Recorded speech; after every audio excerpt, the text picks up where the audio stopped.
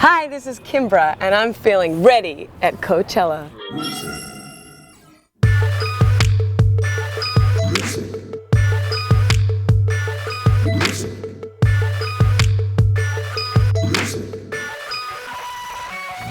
Coachella is very special, of course, because it's set in the mountains in the desert. There's no festival that quite looks like this one.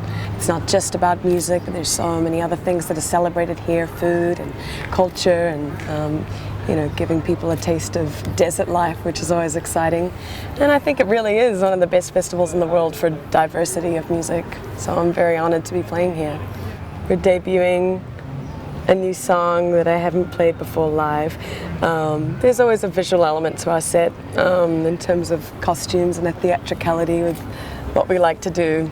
It's really quite a different experience seeing the songs done with the band. It really is like another step up. So I think people can expect a good time. But we also try to keep dynamics in our sets. I think some of the greatest moments for me at a festival have been watching bands do some of their really slow songs and hearing everyone sing together. I remember watching Grizzly Bear at a festival in Australia, and they did such a quiet set, really, but it was so memorable because everyone in the crowd, you could hear everyone breathe around you. There's so many people everywhere. I don't know, I kind of like to have those moments in festival sets as well, where you can really get intimate with your audience. The way I worked on the Golden Echo is different to how I have in the past. I think I wanted to bring in people as characters in a movie I was making. So even working with someone like Bellamy from Muse, it was more about how can we throw someone into the picture that's going to juxtapose what's already there, bring a different perspective.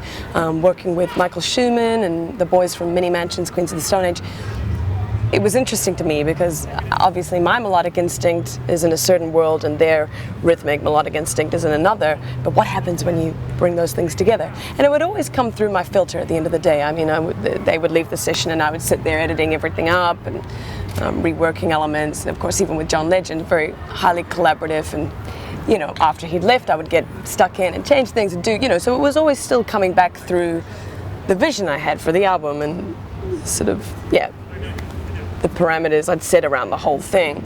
But having these characters that I could work with made it just so much more interesting than a bunch of session musicians who were going to play the parts great, but might not have necessarily had that edge that I was looking for,